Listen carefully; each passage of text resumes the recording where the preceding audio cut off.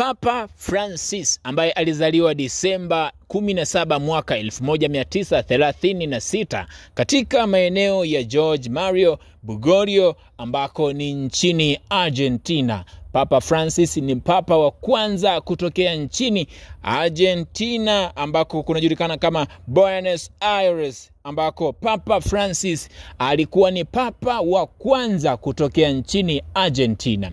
Papa Francis ikumbukwe alichukua madaraka kama papa mwaka 2013 akiongoza kama papa kwa miaka 12. Papa Francis kwa muda mrefu zaidi amesumbuliwa na matatizo ambayo yanaambatana na mifumo ya upumuaji ambayo yalifananishwa na ugonjwa wa pumu. Papa Francis amefariki rasmi tarehe 21/2025 Jumatatu ya kwanza ya Pasaka. Siku ya Jumapili, Papa Francis alionekana akiwatakia heri ya Pasaka Wakristo wote duniani. Ikiwa sauti yake ilikuwa inatoka hafifu zaidi, ila maneno aliyotamka yalisikika.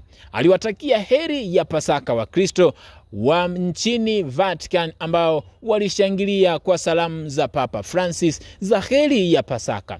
Jambo la kusikitisha zaidi, siku ya Jumatatu, Kardinali Kevin Farrell wa chumba cha kitume nchini Vatican alitangaza kifo cha Papa Francis ambaye alifariki siku ya Jumatatu majira ya saa 3 asubuhi, ambapo Wakristo walipatwa wimbi zito la majonzi kufuatia kifo cha Papa Francis ambaye anajulikana kama kiongozi mwenye huruma wakati wake wa uongozi tangu uongozi wa mapapa uanze.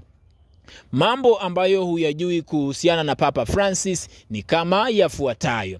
Papa Francis ni kiongozi ambaye anajulikana kama kiongozi mwenye huruma zaidi kutokea duniani. Kwa nini ni mwenye huruma zaidi? Ungana nami utapata kujua. Jambo la kwanza, Papa Francis linamuonyesha kama ana huruma.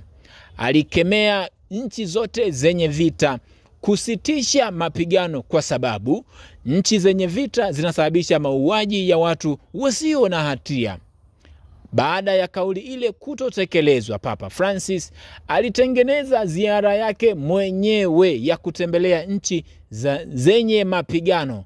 Moja ya nchi ambayo aliitembelea ni nchi ya Jamhuri ya Kidemokrasia ya Kongo ambayo inapatikana barani Afrika. Papa Francis aliwasili nchini Kongo na kuzungumza na viongozi wa Kongo kuhusu kukaa chini na kuimaliza vita baina ya pande mbili. Ukumbukwe vita ya Kongo ni baina ya wanajeshi wa M23 na serikali ya Jamhuri ya Kidemokrasia ya Kongo. Kwenye ziara yake, jambo lililonukuliwa likionyesha Papa Francis kama ni mtu mwenye huruma zaidi kuwahi kutokea. Ni moja ya ziara aliyoifanya nchini Sudani, akitokea nchini Kongo akaingia nchini Sudani, ikiwa ni moja ya nchi ambayo yenye mapigano. Papa Francis alifika akakutana na viongozi wa Sudani wanaopigana wa pande mbili. Akapiga magoti mbele yao na kubusu miguu yao akiwaomba waache kupigana, kwani mauaji yanayosababishwa ni ya watu wasio na hatia bali sio viongozi. Aliwataka viongozi hao wasitishe vita mara moja, kwani vifo vinavyotokea sio vya watu wenye hatia.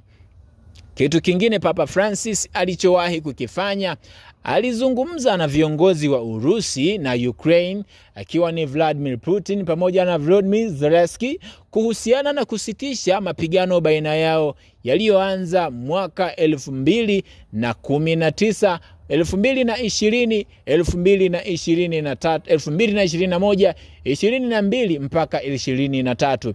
Bado wanapigana. Volodymyr Zelensky pamoja na Vladimir Putin wamepigana kwa takribani miaka 4 mpaka sasa.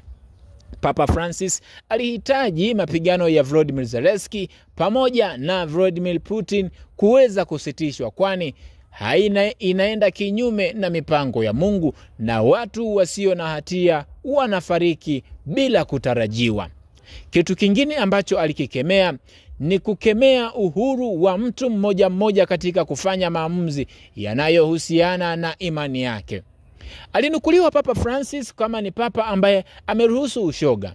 Lakini kwa nini aliruhusu kile kitu?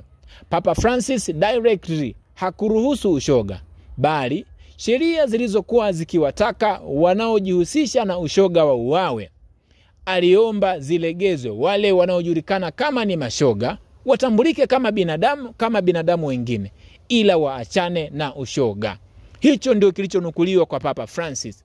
Hakuruhusu ushoga, ila hakutaka wale wanaojihusisha na ushoga wapewe hukumu ambazo zinaambatana na hukumu ya kunyongwa. Papa Francis, ikumbukwe, ni moja ya papa kwenye moja ya rekodi ambayo ameiweka. Aliwahi kuwa papa ambaye ni mtu mnyenyekevu na mtu mwenye ni aina ya peke yake ya kiuongozi. Kwa nini ni aina ya peke yake ya kiuongozi? Papa Francis, kati ya mapapa waliopita kabla ya kufariki kwao, walijichagulia majeneza ambayo yalionesha ni majeneza yenye gharama zaidi duniani kuwahi kutokea.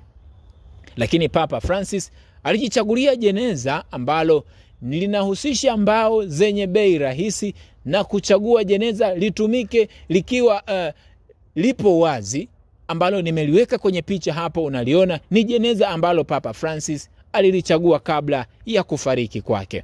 Papa Francis alichagua jeneza lake litengenezwe kwa mbao na liwekewe kitambaa kwa ndani ambacho hakitamaliza wala kudhoofisha uchumi ambao ulionekana kutumiwa sana na mapapa ambao wamepita. Papa Francis amefariki akiwa na umri wa miaka 88 kutoka mwaka 1936 mpaka mwaka 2025. Miaka 88 imetimia.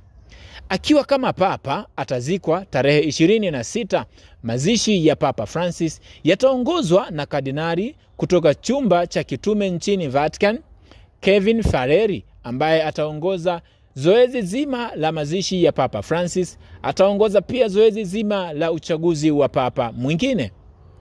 Kwenye moja ya majina ambayo yameingia kwenye uchaguzi wa mapapa ambao watachukua nafasi baada ya kifo cha Papa Francis ni majina kutoka barani Afrika. Ikiwa kwenye kipindi kadhaa, miaka 9 imepita, imeonyesha kuna wakati uliwahi kuongozwa kama papa, nafasi iliwahi kuchukuliwa na kiongozi barani Afrika. Wengi wamekuwa wakichagiza huenda nafasi kwa sasa ikachukuliwa na kiongozi kutoka barani Afrika. Kwenye chagizo hilo wengi wameingia kati wakionyesha kupinga. Inawezekanaje kiongozi akawa ni kutoka Afrika ikiwa ni kiongozi mkubwa kama papa? Tupa komenti yako hapo ukituambia nafasi yako ni ipi kwenye uongozi mpya unaokuja kwenye kuchukua nafasi ya kiongozi marehemu mpendwa Papa Francis ambaye amefariki tarehe 21, atazikwa tarehe 26 siku ya Ijumaa. Ukituambia ungependezewa na kiongozi yupi ambaye atachukua nafasi ya Papa Francis? Unahisi nafasi yake itazibwa ikiwa kiongozi wa upande wowote ule utachukuliwa? Kumbuka hii ni Flow Updates. Flow Habari inakuletea yote yanayojiri huko. Cha msingi ni usisahau kusubscribe, usisahau pia kucomment, usisahau kuwasha alama ya kengele ili kupata taarifa mpya kutoka kwenye peji yetu. Mimi nikutakia wakati mwema. Pole na kuondokewa na mpendwa Papa Francis.